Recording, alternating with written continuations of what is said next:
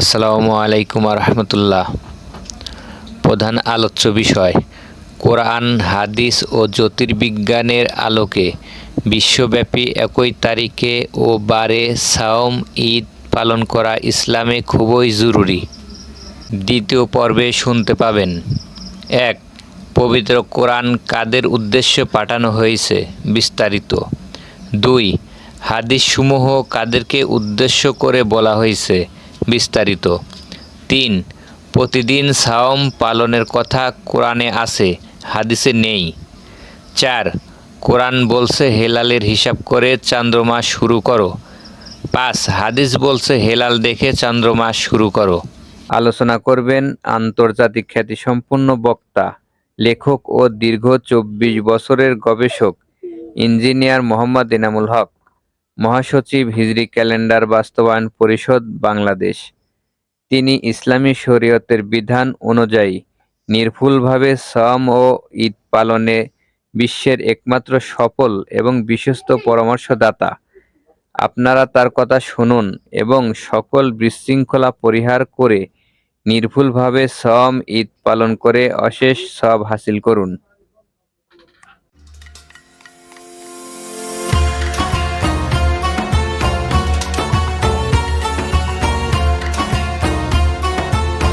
গতকাল প্রথম পর্ব গিয়েছে আমার আলোচনার, আজকে দ্বিতীয় পর্ব। বিষয় রোজা এবং ঈদ বা সাওম ও ঈদ।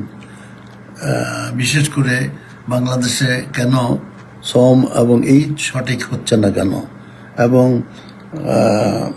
যতটুকু আমরা জানি বেশিরভাগ মানুষ একদিন পরে রোজা শুরু করে, একদিন পরে শেষ করে। তো এতে করে সঠিক হচ্ছে না। তো আমি বিস্তারিত পরের পর্বগুলোতে যাব। তো বিগত দিনে গতকাল যে কথাগুলো আমি বলেছিলাম সেটা কোরআন এবং হাদিসের সংক্ষিপ্ত একটা বক্তব্য। তো আমি পবিত্র কোরআন সম্বন্ধে আরো একটু বিস্তারিত বলতে চাই আজকে। সেটা হলো, গতকাল আমি বলেছি হুদাল্লিল মুত্তাকি এবং হুদাল্লিন নাস এর মধ্যে কি তফাৎ। হুদাল্লিন নাস হলো আসল কথা, সেটাই হলো সকল ধর্মের মানুষ এই কোরআন অধ্যয়ন করবে, বুঝবে এবং ইসলাম গ্রহণ করবে। আল্লাহ এটাই চাচ্ছেন এবং সে জন্যই আল্লাহ সকল বান্দার জন্যে এই কোরআন নাজিল করেছেন।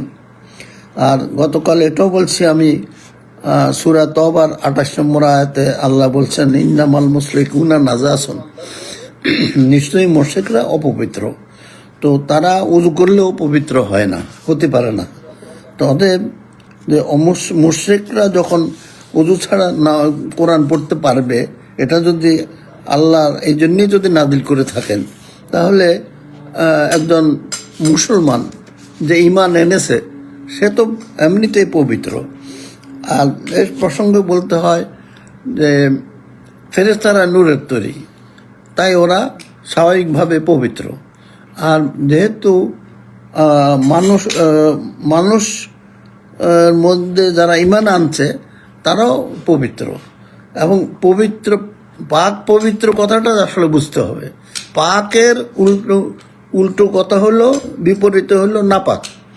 পবিত্রের বিপরীত হলো অপবিত্র। তো পবিত্র ইংরেজি হোলি, আর অপবিত্র আনহোলি। আর পাক নাপাক হলো পিওর অ্যান্ড ইমপিওর। এটা আপনারা আমার মনে হয় বুঝতে পারছেন। তো এখানে তফাৎ, বাংলাদেশে কিন্তু হুজুররা বলে পাক পবিত্র বলতে এক কথাই বোঝায়, কিন্তু পাক এক জিনিস, পবিত্র আরেক জিনিস।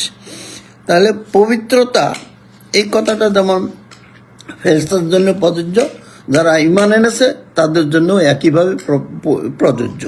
অর্থাৎ একজন ঈমানদার মুসলমান পবিত্র, আর যা ঈমান আনেনি সে হলো অপবিত্র।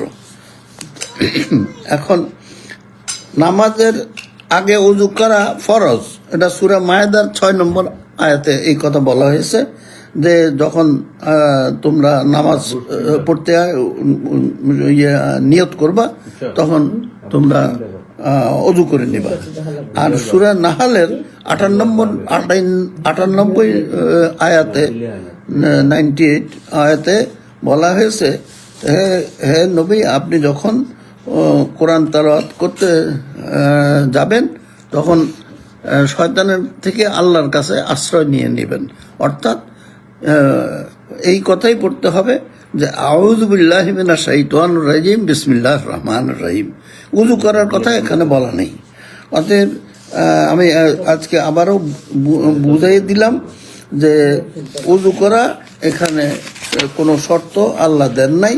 তো আমরা মানুষ হয়ে কি করে সেই শর্ত দেই?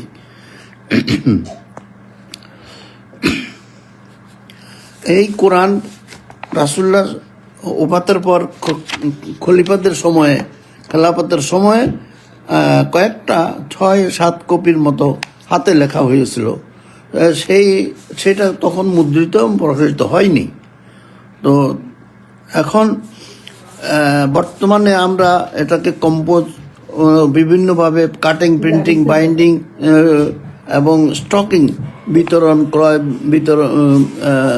বিক্রয়, এত কিছু কাজের মধ্যে উযু রেখে সব কিছু করা কখনো সম্ভব নয়। এটা একটা অসম্ভব কথা। এবং সেটা হুজুররা বলে এমন শর্ত জুড়ে দিয়েছেন যেটা আল্লাহ জুড়ে দেন নাই। আল্লাহ চাচ্ছেন সকল বান্দা কোরআন পড়ুক, বুঝুক এবং ঈমান আনুক। তো এটা হলো আল্লাহ চাচ্ছেন সারা পৃথিবীর মানুষ ইসলাম গ্রহণ করুক। আর আমাদের হুজুররা বলছেন না, ওযু ছাড়া হবে না, কেউ ওযু ছাড়া পড়তে পারবে না। এটা হলো আল্লাহর বিরোধিতাকরণ আমি মনে করি। যেহেতু আল্লাহ চাচ্ছে সবাই ইসলাম গ্রহণ করুক, আর আমরা চাচ্ছি বা আমাদের দেশের হুজুররা শর্ত দিয়ে এটা ইসলাম যেন সারা বিশ্বে ছড়িয়ে না পড়ে সে ব্যবস্থা করার মতো। তো এর সাথে আরেকটু বলতে, হাফেজগণ কোরআন মুখস্থ করে রাখেন, ওদের হৃদয়ে এই কোরআন মানে গাথা আছে। তা ওনারা না পাক না পাক কথা ওনাদের জন্য প্রযোজ্য। তাহলে ওনারা যখন বাথরুমে যাবেন তখন তো এটা তো ওনাদের জন্য ঠিক হবে না, কারণ তখন কোরআন নাপাক হয়ে যাবে, নাপাকের সাথে জড়িত হয়ে যাবে। তো যাই হোক, এগুলা আসল কথা যুক্তিতর্কের ব্যাপার। আমি সবচেয়ে যে দুঃখজনক ব্যাপারটা হলো আমাদের হুজুররা কেন উযুর কথা বলেন। ওনারা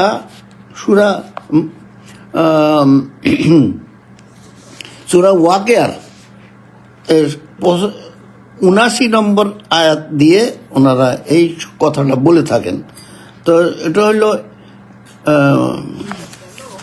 ওখানে আয়াতে বলা হয়েছে লা ইয়ামাসসুহু ইল্লাল মুতাহহারুন। এইটার অর্থ করতে গিয়ে বাংলাদেশের আলেমগণ করেছেন লা ইয়ামাসসুহু, ইহা স্পর্শ করে না, ইল্লা ব্যতীত, আল মুতাহহারুন, পবিত্ররা ছাড়া। এখন এটার প্রকৃত অর্থ হলো ফেরেশতা, পবিত্র ফেরেশতাগণ ছাড়া এই কোরআন কেউ স্পর্শ করতে পারে না। তখন তো এটা হলো সূরা ওয়াকিয়াটা নাজিল হয়েছে মক্কি জীবনে। তখন তো ওহী নাজিলের সময়, তখন তো আমরা যেভাবে কোরআনকে দেখি এরকমভাবে তো কোরআন হয়নি। কিন্তু এই আয়াতের এই আয়াতের আসলো কেন? এটা এক সময় মক্কাতে মুশরিকরা রাসূল সাল্লাল্লাহু আলাইহি ওয়াসাল্লামকে তির্যকভাবে বলছিল, যখন ওহী নাজিল হচ্ছিল না 10-12 দিন ধরে, তখন তারা বলতেছিল আসমান থেকে অপবিত্র জিন এবং শয়তান এই ওহীগুলো নিয়ে আসে। এখন তারা মুহাম্মদকে ভুলে গেছে। তো এটা রাসূল সাল্লাল্লাহু আলাইহি ওয়াসাল্লাম মনে খুব দুঃখ। এবং 15 দিন পর যখন মানে সূরা ওয়াকিয়ার 75 থেকে 82 নম্বর আয়াত, এই 8টা আয়াত নাজিল হয়েছে এই প্রসঙ্গে। আর রাসূল সাল্লামকে সম্বোধন করে আল্লাহ বলছেন যে অতএব আমি তারকারাজির অস্তাচলের শপথ করছি, নিশ্চয় এটা এক মহা শপথ, যদি তোমরা জানতে। নিশ্চয় এটা সম্মানিত কোরআন, যা আছে এক গোপন কিতাবে, অর্থাৎ লাউহে মাহফুজে। তারপরে বলছে পবিত্র ফেরা ছাড়া কেউ একে স্পর্শ করতে পারে না। এটা আমি আরো একটু সুন্দর করে বলতে গেলে পবিত্র ফেরেশতারা ছাড়া আর কেউ স্পর্শ করতে পারে না। অবশ্য মুশরিকরা বলছিল শয়তান এবং জিন এগুলো নিয়ে আসে, তা আল্লাহ বলছেন শয়তান জিন তো এটা স্পর্শ করার প্রশ্নই আসে না। কেন? আল্লাহ বলছেন ফেরেশতা, পবিত্র ফেরেশতা ছাড়া এই লৌহ মাহফুজে কোরআনকে স্পর্শ করা সম্ভব না। তারপর বলছেন এটা বিশ্ব পালনকর্তার পক্ষ থেকে অবতীর্ণ হয়। এখন কত বিস্তারিতভাবে বলছেন, তবুও কি তোমরা এই বাণীর প্রতি শৈথিল্য প্রদর্শন করবে? এবং শেষ কথা, এবং একে মিথ্যা বলাকে তোমরা তোমাদের ভূমিকায় পরিণত করবে। এটা মুশরিকদের বলছে। তা আল্লাহ বলছেন এটা ফেরেশতা ছাড়া কেউ স্পর্শ করে না। এটা বলার পরে বলছে অথচ তোমরা এই বাণীর প্রতি শৈথিল্য প্রদর্শন করো এবং তোমরা এটা মিথ্যা কথা বলো। এটা আল্লাহ রাসূলকে আল্লাহ এই আয়াতগুলোর মাধ্যমে জানিয়ে দিয়েছেন। অথচ বাংলাদেশের প্রায় তাফসীরকারকরা বলে থাকেন পবিত্র মানুষ ছাড়া কেউ এই কোরআন স্পর্শ করবে না। দেখেন কি আয়াতে কি আছে, আর ওটা নিয়ে আসছে মানুষ ছাড়া, পবিত্র মানুষ ছাড়া এটা এই কোরআন কেউ স্পর্শ করবে না। এখান থেকে আসছে পবিত্র হওয়ার জন্য ওযু লাগবে। দেখেন একটা আয়াতকে কিভাবে মানে ভুল ব্যাখ্যা করে, তারপরে আবার এমন একটা শর্ত জুড়ে দিয়েছে সারা বাংলাদেশে সবাই এখন ওযু ছাড়া কোরআন ধরতেই পারে না। ছোটবেলার কথা প্রসঙ্গ কম না বলে পারি না যে আমি যখন কোরআন তেলাওয়াত করছিলাম আমার হুজুর আমাকে বললেন এই তো কোরআন ওযু ছাড়া কখনো কোরআন স্পর্শ করবে না। তো আমি বললাম কেন? বলে যে কোরআন হলো ঘুমন্ত বাঘ। কোরআন হলো ঘুমন্ত বাঘ। তুমি যদি যে কেউ এই কোরআনকে ওযু ছাড়া স্পর্শ করবে তার আর নিস্তার নাই, মানে সে শেষ হয়ে গেল আর কি। এত ভয় দেখানো হয়েছে ছোটবেলায়। তারপরে যে বড় হয়ে যখন এই জিনিসটা লেখাপড়া করে বুঝলাম তখন দেখলাম যে না, কথাটা তো ঠিক নয়। পাক নাপাক সম্বন্ধে তো আমি বলে দিলাম। তারপরে এখানে আরেকটা কথা বলতে হয়, হযরত ওমর রাদিয়াল্লাহু আনহুর ইসলাম গ্রহণের ব্যাপারটা। তো আল্লাহ রাসূল সাল্লাল্লাহু আলাইহি সাল্লাম আল্লাহর কাছে দোয়া করলেন, হে আল্লাহ দুইজন ওমরের মধ্যে থেকে আমাকে একজন ওমরকে আমার সাথী করে দেন। তখন আল্লাহ তাআলা সন্তুষ্ট হইলেন এবং হযরত ওমরকে ঠিক করলেন। এবং ওমরের মনে তখন একটা অভিব্যক্তি আসলো যে উল্টাভাবে কি ওমর তলোয়ার নিয়ে রাস্তা দিয়ে রওনা দিছে, কি করবে? সে মুহাম্মদকে হত্যা করবে। তো এই কথা পথে যখন দেখা হইল একজন লোকের সাথে, সে জিজ্ঞেস করলো ওমর কোথায় যাও? তখন হযরত ওমর বললেন যে আমি মুহাম্মদকে হত্যা করতে যাচ্ছি। এই কথা শুনে ওই লোক বলল যে তুমি তোমার বোন আর তোমার বোনাই তো মুসলমান হয়ে গেছে, আগে তাদের ব্যবস্থা করো, তারপরে মুহাম্মদকে কি করবা করো। তো এই কথা শুনে সে আগে চলে গেল বোনের বাড়িতে। বোনের বাড়িতে গিয়ে সেখানে শুনতে পাইলো যে তারা কোরআন তেলাওয়াত করতেছে। আর কি বাস আর যায়, মানে সাথে সাথে সে সব কিছু ঘরে ঢুকে তো বোনাই বোনকে আচ্ছা রকম ভাবে মারধর করলো। তারপর রাগ যখন একটু কমলো তখন গিয়ে সে চিন্তা করলো, আরে এটা তো আমি ঠিক করি নাই। যাই হোক, এখন তার মন আল্লাহ পরিবর্তন করে দিয়েছে। তখন সে বলল যে বোনকে বলল তোমরা কি পড়তেছিল আমাকে বলো। তখন বোন বলল তুমি হাত মুখ ধুয়ে ভালো হয় গোসল করে আসো, তারপর ছাড়া তোমাকে এটা বলা যাবে না। তখন উনি তাই করলেন এবং এরপরে উনি শুনলেন, আয়াত শুনে উনি অন্তরে আল্লাহ পরিবর্তন করে দিলেন। এখন উনি সব ছেড়ে গিয়ে আল্লাহ রাসূলের কাছে সোজা যাইয়া তলোয়ার রেখে ইসলাম গ্রহণ করলেন। এখন ইসলাম গ্রহণ করার রাসূল সাল্লাল্লাহু আলাইহি ওয়াসাল্লামের কাছে গিয়ে ইসলাম গ্রহণ করার আগ পর্যন্ত উনি কি মুসলিম ছিলেন নাকি মুশরিক ছিলেন? স্বাভাবিকভাবে এটা এক কথায় উত্তর, উনি ইসলাম গ্রহণের আগ পর্যন্ত উনি মুশরিক ছিলেন। তো মোশরেক হিসেবে ওনার বোন যখন ওনাকে বলল তুমি গোসল করো বা ওযু করো, তাতে কি উনি পবিত্রতার জন্য বলেছেন? নিশ্চয়ই না। কি জন্যে? উনি এটা বলেছেন যে উনি বুঝতে পারছেন তা সে খুব রাগান্বিত অবস্থা তার, সেজন্য হাত মুখ ধুলে বা গোসল করলে তার রাগটা কমে যাবে। তখন তাই হলো, এবং শেষ পর্যন্ত যা হবার এত বলেই দিলাম যে আল্লাহ রসুল কাছে গিয়ে উনি ইসলাম গ্রহণ করলেন। এটা হইল এইখানে হুজুররা এটার ব্যাখ্যা দেন যে ওই যে গোসল করতে গেছে কথা বলা হয়েছে, গোসল করা মানে হলো পবিত্রতা অর্জন করার জন্য গেছে। বুঝের ভুল এইভাবেই হয়। তো আমি এই জন্য আমার কাছে একটু আশ্চর্য লাগে, ওনারা বলেন কিভাবে এই সকল কথা বলতে পারেন। এটা মোট কথা হলো এ সকল কথা বলার কারণে যে ইসলাম দেশে বিদেশে মানে খুব প্রচার লাভ করতে পারতেছে না। তো আমি এই আলোচনার থেকে এটুকুই বললাম, বুঝালাম যে পবিত্র কোরআন সকলকে পড়তে হবে। আরেকটা কথা একটু বলি, প্রসঙ্গ কমে, সত্যি কথা। আমেরিকায় এক মহিলা এক দোকানের সামনে বসা ছিল, তখন একজন দেশি খ্রিস্টান একটা কোরআন কেনার জন্যে, কোরআন শরীফ কেনার জন্যে ওই বিক্রেতাকে বলল। তখন সে বলল তুমি কি মুসলমান? বলছে না। তখন বলছে তোমার কাছে বিক্রি করা যাবে না। এটা কিন্তু একদম সত্য কথা। ওই মহিলা আমাকে ব্যক্তিগতভাবে বলছে, আমার সামনে বলল সে বিক্রি করবে না, করলই না। তো এই জন্যই তো ইসলাম প্রচার হচ্ছে না সারা দুনিয়া। অতএব আমাদেরকে এই অজ্ঞতা থেকে আল্লাহ যেন আমাদেরকে মাফ করে, আমি এই দোয়াই করি। আর ইনশাল্লাহ আজকে এতটুকুই থাকবে। আগামীকাল এর সাথে আর একটু বলতে পারি হাদিস সম্বন্ধে। গতকাল বলেছি, হাদিসের ভাষা আল্লাহর বান্দাকে চেনে, তাই বান্দার উদ্দেশ্যে বলছে ইয়া আইয়ুহান নাস, কোরআনে বলা হয়েছে, অ্যাড্রেস করছেন। আবার কখন বলছেন ইয়া আইয়ুহাল্লাযীনা আমানু, যারা ঈমান এনেছো তোমরা শুনো। আর যারা মানব জাতিকেও আল্লাহ নসিহত করছেন।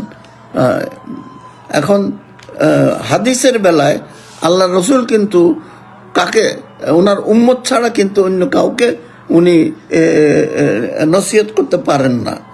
কারণ উনি ওনার উম্মতকেই নির্দেশনা দিতে পারেন। যারা ঈমান এনেছে তারাই মুসলমান, এবং ওনার নির্দেশনা হলো সব মুসলমানদের জন্য। কিন্তু অন্য ধর্মের কাউকে আল্লাহ রসুল বলতে পারেন না তুমি রোজা রাখো এইভাবে। এটা তো আসলে একটা মানে বুঝের ব্যাপার, আমরা বুঝি না, তাই সমস্যা উল্টাপাল্টা বলি। তো অতএব হাদিসে যেটা বলছে তোমরা রোজা রাখবা না যে পর্যন্ত না হেলাল দেখো। তো হেলাল দেখার সাথে রোজার শর্ত, কিন্তু এখানে এর পরের হাদিসে বলছে রোজা রাখো হেলাল দেখলে অথবা সাক্ষ্য পেলে। কিন্তু হাদিসে কিন্তু হেলাল দেখে রোজা রাখার কথা আসলে বলা হয়নি। হাদিসের ভাষা এমন মনে হয় হেলাল দেখেই রোজা রাখার কথা আল্লাহ রাসূল সাল্লাল্লাহু আলাইহি ওয়াসাল্লাম বলেছেন। জি না, এখানে একটা বড় রকমের ভুল আছে। যিনি রোজা এবং ঈদ সম্বন্ধে অধ্যয়ন করবেন, আলেম ওলামাদেরকে বলছি, তাকে অতি অবশ্যই কোরআনে আল্লাহ তাআলা কি বলছেন রোজা ঈদ সম্বন্ধে সেটা আগে জানতে হবে। সেটা না জেনে যদি হাদিস অধ্যয়ন করা হয়, তাহলে হাদিসে কি বলেছে আর কোরআনে কি বলেছে দুইটা যদি এক হতো তাহলে আমার কোনো আপত্তি ছিল না। দুইটার মধ্যে কিছু পার্থক্য আছে। কোথায়? এই হেলাল নিয়ে পার্থক্য। হেলাল কোরআনে যে হেলাল বলা হয়েছে সেটা কিন্তু অমাবস্যার মাঝখানে শুরু হয়, এই জন্য এটাকে বলা হয় অদেখা হেলাল অর ইনভিজিবল হেলাল। আর একই বানান। আর হাদিসে হেলাল যে বলা হয়েছে সেটা ভিজিবল হেলাল বা চোখে দেখতে হবে। এই তফাৎটা আমি পরে আপনাদেরকে ব্যাখ্যা করব। তো আমি যেটা বলতে চাচ্ছিলাম সেটা হলো রোজা ঈদের ব্যাপারে দুইটা বিষয় জানতে হবে আমাদের। একটা হলো কিভাবে রোজা রাখবো, দ্বিতীয় কথা হলো কিভাবে মাস শুরু করব। এই দুটো জিনিস অত্যন্ত গুরুত্বপূর্ণ ব্যাপার। এই দুটো জিনিস, একটা হলো কিভাবে রোজা রাখবো। এই রোজা রাখার কথাটা পবিত্র কোরআনের 187 নম্বর আয়াতে আল্লাহ তাআলা বলে দিয়েছেন। এই যে কথাটা এখন বললাম, এটা বাংলাদেশের হুজুরদের 99% হুজুর এই খবর জানেন না। আমি মাদানি, মাক্কি বা বড় রকম বড় বড় আলেমদেরকে প্রশ্ন করেছিলাম আমরা কি দেখে রোজা রাখি। সবাই একটা কথাই বলেছে, হেলাল দেখে বা চাঁদ দেখে। আমার বাংলাদেশে হেলাল চেনে না, বাংলাদেশে সবাই চাঁদ দেখে রোজা রাখি। এটা কোথায় পেয়েছে? ওই হাদিস। কিন্তু ওনাদেরকে আমি ব্যক্তিগতভাবে জিজ্ঞাসা করলাম, আপনি কি জানেন যে কোরআনে আল্লাহ তাআলা সূর্য দেখে রোজা রাখতে বলেছেন? ওনাদের একজনকে আমি হ্যাঁ বলতে শুনিনি। তো ওনারা সেখানে কি বলা আছে কোরআনে, যে আল্লাহ তাআলা সূরা বাকারার 187 নম্বর আয়াতের মাঝামাঝি বলছেন, তোমরা খাও এবং পান করো শবে সাদিক পর্যন্ত। শবে সাদিক আমি সংক্ষিপ্ত করলাম, এটা আরো একটু বলছে সাদা রেখা কালো রেখার থেকে পরিষ্কার না হওয়া পর্যন্ত, এটা কি শবে সাদিক বলে। তারপর রোজা পূর্ণ করো রাত পর্যন্ত, এই কথাটাই আছে পরিষ্কার। অর্থাৎ তারপর রোজা রাখো সারাদিন এবং সূর্য ডুবলে ইফতার করতে হবে। এখন এটা হাদিসও আছে। অতএব রোজা রাখার কথা কিন্তু কোরআনে আছে। এই কথাটা রাসূল সাল্লাল্লাহু আলাইহি সাল্লাম হুবহু অনুসরণ করেছেন, সাহাবীরাও তাই। কিভাবে? সূর্যের অবস্থান দেখে রাসূল সাল্লাল্লাহু আলাইহি সাল্লাম যেমন রোজা রেখেছেন, আমরাও তেমনি রোজা রাখতেছি এখন। এর মধ্যে এক সামান্যতম বেশ কম নয়, কারণ এটা কোরআনের হুকুম। এটা কিন্তু হাদিসের কথা না, কোরআনের হুকুম। তাই এটা রাসূলুল্লাহ যেমন অনুসরণ করছেন আমরা তাই করতেছি, এতে কোনো তফাৎ নাই। কিন্তু তফাৎ কোথায়? চাঁদের মাস শুরু করা নিয়ে। হেলাল দিয়ে মাস শুরু করতে হবে। কোরআনে কিন্তু হেলাল হিসাব করে মাস শুরু করার কথা বলা হয়েছে। হেলাল দেখার কথা কোরআনে কোথাও একবারও নাই। প্রায় 100-র মতো আয়াত আছে। আমি সঠিক আয়াতের নাম্বার বলবো না, আমাদের হুজুররা এই সকল আয়াতের খবরই রাখেন না। আর বিশেষ করে যেটা বললাম 187 নম্বর আয়াত সূরা বাকারা, ওনারা রোজা রাখার কথা সূর্য সময় দেখে সারা জীবন রেখেছেন। তাই এটা ওনারা সারা জীবন রেখেছেন। একে তো কোরআনে বলা আছে জানেন না, দ্বিতীয়ত সারা জীবন কিভাবে রোজা রাখছেন সেটাও ভুলে গেছেন। তৃতীয় কথা হাদিসে বলছে সুমুল রুইয়াতি, তোমরা রোজা শুরু করো হেলাল দেখার মাধ্যমে এবং রোজার শেষ করো, অর্থাৎ রোজার মাস শেষ করো হেলাল দেখার মাধ্যমে। তারে হাদিসে কি আছে? দুটো জিনিস। একটা হলো হেলাল দেখে মাস শুরু করতে হবে, রোজার মাস হোক বা 12 মাসের বেলায় হেলাল দেখে। আল্লাহ রসুল হেলাল দেখতে বলেছেন, হিসাব যেহেতু তখন সম্ভব ছিল না, সহি হাদিসে এই কথা বলা আছে। আমি সেটা পরে আরেকদিন বলবো। তো রোজা তাহলে হাদিসে বলছে যে তোমরা রোজার মাস শুরু করো হেলাল দেখে, আবার হেলাল দেখলে রোজার মাস শেষ করো। এই দুইটা মেসেজ কিন্তু হাদিসে আছে। আর হুজুররা কিন্তু এটা জানেন না।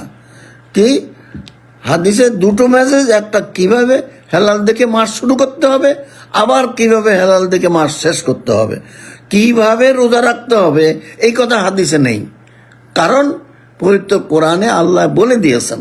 অতএব ওই কথা আল্লাহ রসুল দ্বিতীয়বার এই হাদিসের মাধ্যমে বলেন নাই, বলার দরকার মনে করেন নাই।